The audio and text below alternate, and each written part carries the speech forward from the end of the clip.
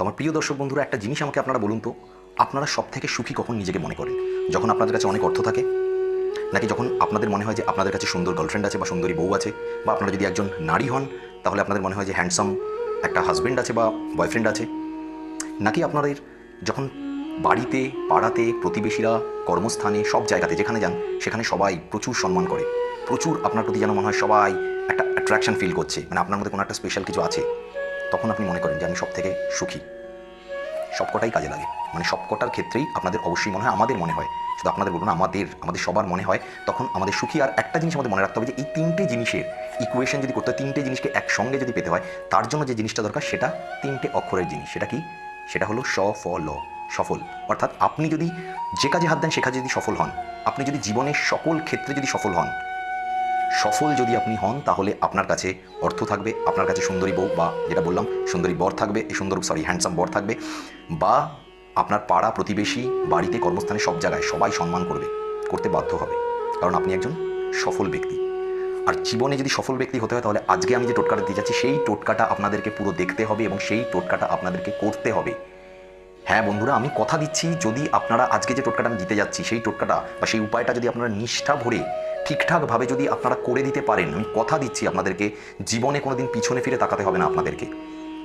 সফলতা আপনাদের ছায়া সঙ্গী হয়ে ঘুরবে। আপনারা ডান দিকে যান, বাঁ দিকে যান, সামনে যান, পিছনে যান, যেখানে যান যাই করুন না কেননা, যেরকম ছায়া আপনাদের সাথে সর্বদা থাকে, সেরকম সফলতা আপনাদের সাথে সর্বদা থাকবে।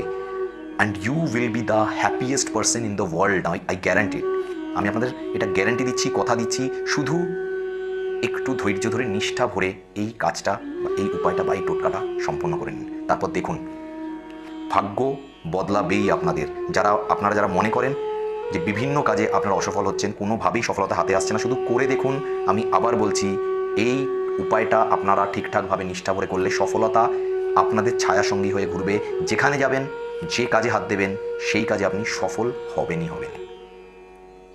আসুন কিভাবে আমরা এই সফল হব, এই টোটকাটা করবো। একদম সিম্পল টোটকা, কিন্তু এই টোটকাটা আপনাদেরকে মঙ্গলবার দিনই করতে হবে। একদম মঙ্গলবার দিনের জন্য টোটকা, জীবনটা মঙ্গলময় হয়ে যাবে আপনাদের, কথা দিচ্ছি আমি। মঙ্গলবার দিন টোটকাটা আপনাদেরকে করতে হবে। কি করবেন? টোটকার জন্য শুধুমাত্র দুটো জিনিস লাগবে। প্রথম, একটা পাতিলেবু।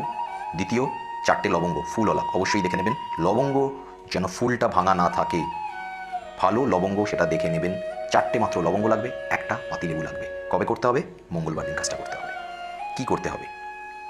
আপনারা ওই যে পাতিলেবুটা আছে, সেই পাতিলেবুটার মধ্যে আপনারা 4টে লবঙ্গকে ডান দিকে, বাঁ দিকে, উপরে নিচে 4টে লবঙ্গ গেঁথে দেবেন। যদি মনে করেন লবঙ্গটাকে এমনি গাঁথতে পারছেন না, কিছু একটা দিয়ে পরিষ্কার, ভালো কিছু একটা দিয়ে একটু ফুটো মতো করে নেবেন, পরিষ্কার, যেটা কোনোভাবে কোনো জায়গাতে, সেইভাবে খারাপ জায়গাতে কোনোভাবে কিছু ইউজ হয়নি।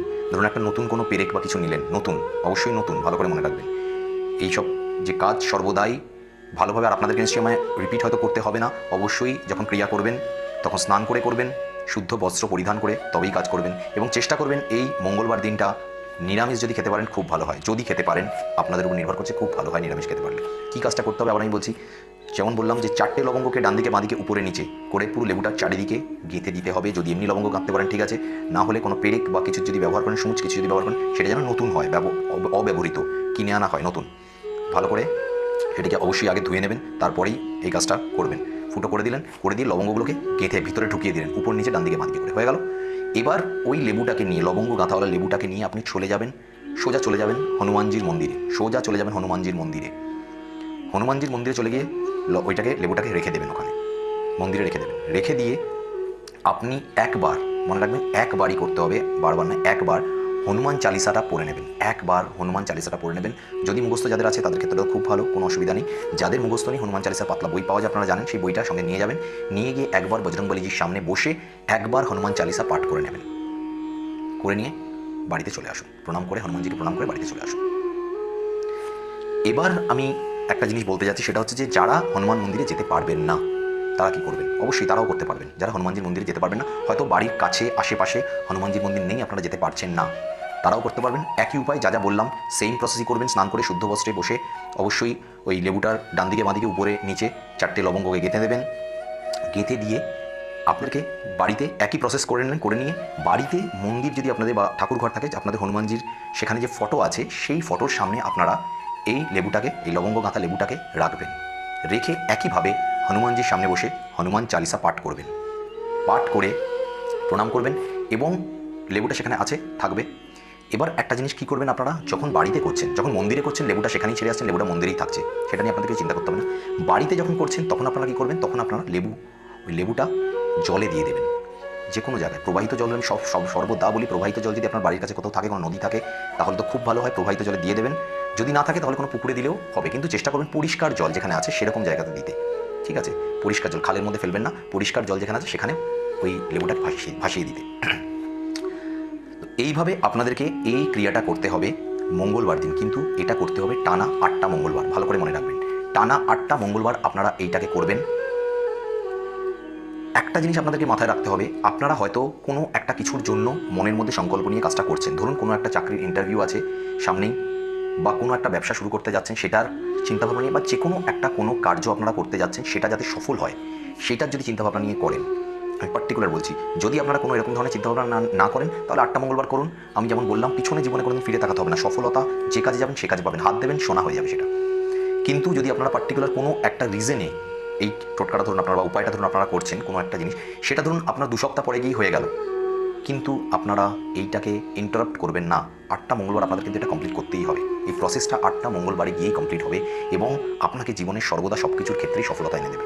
8টা মঙ্গলবার করবেনই করবেন, 2, 3, 4টে যখনই হোক, যেই মঙ্গলবারে গিয়েই যায়, যেই সপ্তাহে গিয়েই আপনি সফলতা পেয়ে যান কোনো একটা কিছুর জন্য যদি করেন, তারপরেও 8টা মঙ্গলবার পর্যন্ত আপনি এটা অবশ্যই করবেন। এবং আমার যারা বোনেরা আছেন তাদের জন্য বলবো, তাদের যদি শরীর অসুস্থ থাকে তাহলে কোনো একটি মঙ্গলবার যদি অসুস্থ থাকে, ধরুন আপনি 2টো মঙ্গলবার করার পরে 3 নম্বর মঙ্গলবারে দেখলেন আপনার শরীর অসুস্থ আছে, আপনি স্কিপ করে দেবেন, সেই মঙ্গলবার করবেন না। তারপরে মঙ্গলবার করবেন এবং তারপরে যে মঙ্গলবারটা করবেন সেই মঙ্গলবারটাকে 3য় মঙ্গলবার হিসেবে কাউন্ট করবেন। অর্থাৎ যেই মঙ্গলবারে আপনার শরীর অসুস্থ থাকবে সেটাকে স্কিপ করে দেবেন এবং আগে যে কটা মঙ্গলবার দিন করেছেন তারপরে যে মঙ্গলবার দিন করবেন সেই মঙ্গলবারটা কাউন্ট করবেন এবং টোটাল 8টা মঙ্গলবার আপনাদেরকে এই জিনিসটা করতে হবে। তবে গিয়ে এর টোটাল যে এই টোটকা বা উপায়ের যে প্রসেসটা সেটা কমপ্লিট হবে এবং আমি যেমন বললাম যে জীবনে আপনাদের সফলতা আপনাদের সাথে সাথে সর্বদা চলবে। একটা জিনিস আমি ভিডিওটা শেষ করার আগে বলতে চাই, সেটা হচ্ছে যে আমি কিন্তু কোনো কুসংস্কার বা অপসংস্কৃতি বা কোনো বেআইনি কাজকে সাপোর্ট করি না। তাই আপনারা যে ভিডিওগুলো আমার এখানে বা যে টোটকা উপায়গুলো দেখছেন সেগুলো অবশ্যই আমি বিভিন্ন জায়গা থেকে কালেক্ট করা জিনিস আপনাদেরকে দিচ্ছি, আমার নিজের বানানো নয়। এবং সেই জন্য আমি একটা জিনিসই বলতে চাই যে এগুলো সর্বদাই শিক্ষামূলক জ্ঞান হিসাবেই আপনারা নিন। যদি আপনাদের জীবনে এটা কাজে আসে আমি সবথেকে বেশি খুশি হব। এবং যদি এরকম ধরনের কোনো জিনিস থেকে কোনো ধরনের হানি নিজেদের কোনো ধরনের আপনার নিজের হানি হয় বা আপনি অন্য কারোর হানি করেন, তাহলে সম্পূর্ণ তার দায়ভার আপনার, আপনি নিজ দায়িত্বে টোটকা করবেন। এটা করার জন্য কিন্তু আমি বা আমার চ্যানেল আপনাকে ফোর্স করছে না, বা আমরা কোনোভাবেই আপনার কোনো ধরনের যদি ক্ষতি বা অন্য কারোর ক্ষতি হয় তার জন্য কিন্তু আমি বা আমার চ্যানেল দায়ী।